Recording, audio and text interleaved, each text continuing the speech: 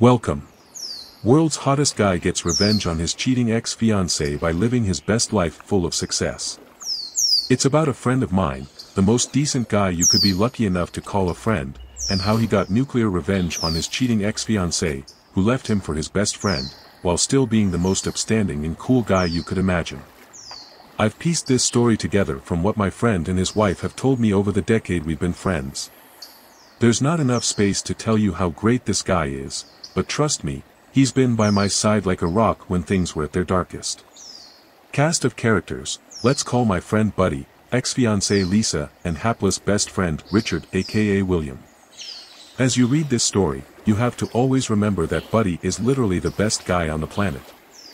William is, well, kind of a bad person, annoying as hell, but my friend says he always means well, and his heart is in the right place. Lisa is the most deceitful, lying, self-centered narcissist to ever walk the face of the earth. Others are Ray, another high school friend of Buddy and William, Jen, Buddy's wife, and Bob and Linda, William's father and mother. All names are false. Background: our story begins when Buddy, William and Lisa are in high school together at a typical suburban high school outside of Southern City, soccer team, Friday night lights, etc. All three are in the marching band and are inseparable friends. Buddy plays the horn and William plays the tuba. I don't know what Lisa played, probably the flute because it's a cliché. Buddy and Lisa are sweethearts, and William is a happy third wheel. As they get older, Buddy and Lisa explore the physical side of their relationship, as normal high school kids do, while William is happy to be a player. He's pretty good looking, so he has no trouble getting action, and he occasionally uses the professional women in his town. This will be important later on. Buddy and Lisa, typical good students, go to the prestigious public university in Southern City. William drops out of high school, but, a self-taught programmer, ends up making a decent career in the tech world. Buddy graduates early with honors and proposes to Lisa at the graduation dinner, with a small diamond because he has paid his way through school and it's all he can afford. She accepts. Buddy gets a job at a luxury consulting firm in a prestigious city. Lisa finishes college in her southern hometown. When it's time for Lisa to graduate, Buddy helps his fiancée get a job at fancy consulting firm as well. During her last spring break, she travels to prestigious city to visit Buddy and interview for the job. She returns home, tells William she's in trouble, and he takes her to Aber Star. Neither of them tell Buddy, ever. I found out from Buddy's wife, who told William one night when he was drunk. Buddy still doesn't know. Buddy, if you ever read this, I'm sorry Buddy. I should have told you, but it wasn't my place. Betrayal: Lisa realizes, when she doesn't want to tell Buddy about her Aber asterisk, that she can't marry him, but she's not brave enough to break it off. Instead, she plays it cool and he finds out from the HR department at Fancy Consulting that she has turned down his job offer and won't be moving to prestigious city after all. Buddy calls William and William says, "Dude, I'm sorry, but it's worse, Lisa and I are a couple now.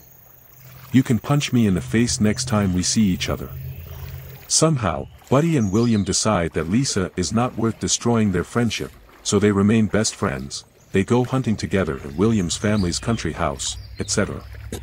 Lisa is not happy about this, but William tells her that if she makes him choose, he will choose Buddy. The sequel: Buddy takes a year or so to get over it and starts dating again. Soon enough, he meets Jen and falls madly in love, and to make things better, Jen is just as madly in love with him. In less than 6 months, they are engaged. What you have to understand is that Lisa is gorgeous. She's not tall enough to be a model, just average height, but she has giant blue eyes and super long eyelashes, wavy, long, shiny dark brown hair, an exquisite face and a great figure. She's prettier than a movie star, and being pretty is very important to her. Jen is pretty enough, but regular, and she real and truly indifferent. William travels to prestigious city, without Lisa, to meet Buddy's fiancée. He and Jen get along great. Jen gets along with everyone, and he informs Lisa that Buddy is very happy, his fiancée Jen is amazing, etc. Lisa gets jealous and sulky when she learns that Jen has studied at the Ivy League, but William tells her that Jen is nowhere near as good as Lisa, so she stops sulking, at least until she gets invited to the wedding.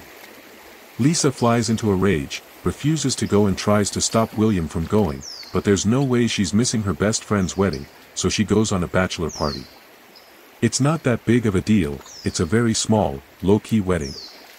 At the wedding, William reconnects with another friend from high school, a guy named Ray, whose date for the wedding was actually someone else's wife. Ray likes married women. This is important. Buddy and Jen continue to live their best lives. At some point, Buddy gets an MBA from the Ivy League. Their careers take off like wildfire, they have a couple of kids. Jen gives up her career to devote herself to the home. They're rich as hell, still madly in love and blissfully happy. A couple of times a year, the guys get together and bring their wives. At some point, William and Lisa get married. Buddy and Jen are not invited to the wedding, by the way. But the women get along well. Jen gets along with everyone, and Lisa is happy because she's thinner and prettier than Jen, especially after both women have gone through pregnancies and childbirth. The years go by. Things get complicated. One day, this is around 2008, when Buddy, Jen and William are playing World of Warcraft together. William puts them on the communication system for online gaming. And he tells them a hell of a story. William and Lisa have continued dating Ray, their high school friend who likes married women. He's noticed Lisa, who, even after 3 kids, is even hotter than she was in college. He has decided to divorce her 3 times, but each time he tells her, she cries and pouts. They have one last time of unprotected sex, she gets pregnant, and wham, William and Lisa's 3 kids. Ray goes all in with his seduction routine, and Lisa tells William she can't take it and to please do it with Ray. They do, William watches, and Lisa and William's marriage enters the suburban swinger era. William tells Jen and Buddy all the gory details over the course of a 2-hour conversation, while they're all marrying wolves in the video game at low-level outs in the Elwyn Woods, and Lisa is upstairs with a bottle of wine. It's obvious that, during his next visit, William wants to join in the beautiful fun times with Buddy and Jen, but they're not up for it, and after an awkward 5 minutes, things return to normal. The kids all play together, the women talk about unimportant things, and Buddy and William hang out together doing the normal stuff that guys do. William tells Buddy that the reason they engage in swinging is that he likes to watch Lisa get it on, and Lisa likes to make William feel like he's not man enough for her. This marriage is not a happy one, but William wants to stay married, because Lisa is hot, has a solid career, and he's a mid-level tech with a high school degree who works from home while taking care of 3 kids, so he can never do better. Things get worse. William calls Buddy for a chat. His marriage has gone to hell. Lisa has, in her words, met the love of her life. She's left Ray and the world of swinging behind, and is now having an affair with a guy in the accounting department at her work. She stays out all night, ignoring the kids. William and Lisa take the kids on vacation to try to focus on their family, and she spends the whole time crying because she misses her father and doesn't want to be there.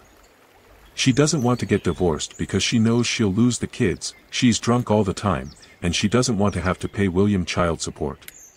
She wants him to let her live the life she wants while he does the cooking, cleaning, and childcare, and she continues to contribute 50% of the money for the house. Lisa also won't shut up about how she could have married Buddy and been like Jen, a stay-at-home mom in a giant 5,000 square foot house with 6 bedrooms and a pool. I should mention that Buddy has also had a Neville Longbottom-esque glow, and has gone from nerdy boy band to a super confident, silver-haired senior executive at a top-tier consulting firm, while William is still the guy who works out of his basement in sweatpants, covered in Dorito crumbs. He's been working on himself, but there's no way he can compete in Lisa's eyes, even though both Buddy and Jen tell me about William's great qualities. Lisa is jealous, rabid, and blames William. Buddy. Believe me, I know, she's a bad person. Let her be, Buddy tells his friend. It's the last conversation they'll ever have. Holy, this is terrible. Buddy gets a call at work one afternoon. It's Bob, William's father. William was taken, woke Lisa up at 3 a.m., told her he'd never loved her, that she'd never been enough woman for him, that he'd been visiting easy women for most of their marriage, and that he hoped she'd go to hell. He then committed suicide.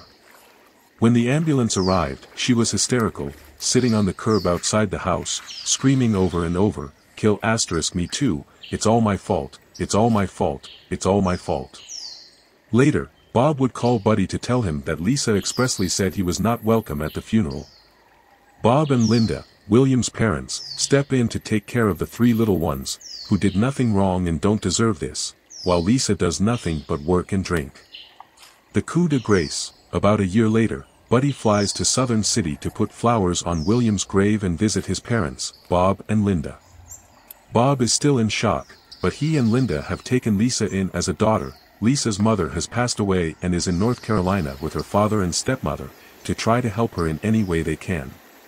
"Why did Lisa say it was all her fault, and why did she forbid you to go to the funeral?" asks Bob to Buddy.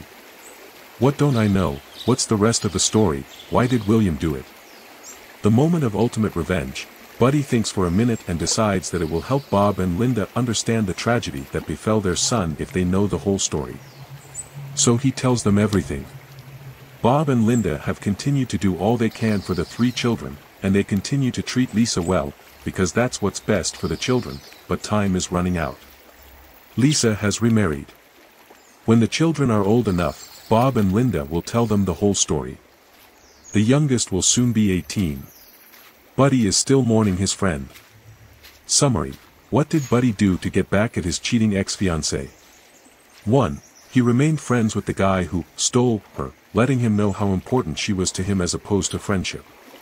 2. He moved on and married someone smarter, nicer and less pretty, letting her know how important her best quality, the one good thing about her, was to him. 3. He had a very successful career, causing her a lot of jealous anguish. 4. He had a huge glow in his 30s and 40s, causing her much jealous angst. 5. He had a great marriage, causing her a lot of anguish because of jealousy and also letting her know that the problem in their relationship was not him. 6. He respected her boundaries when she didn't invite him to her best friend's funeral, causing his father to ask her the fateful question that, in my opinion, makes this go from karma to nuclear. Proof that living well is the best revenge. Too bad about William. Buddy says he was the kind of guy who would come to your house when all hell broke loose, clean out your fridge and make a 5-star dinner out of whatever he could find. Nuclear revenge wasn't worth it. I wish I had met him.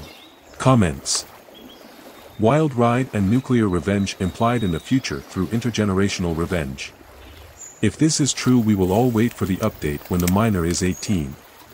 I thought Richard would suck considering they named him after William was a bad person.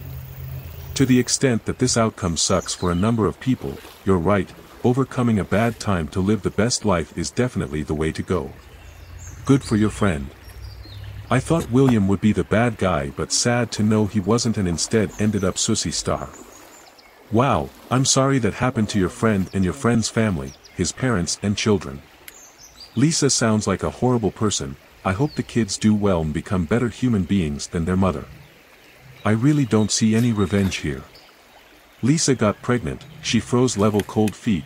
It wasn't the most mature reaction, but both parties got over it.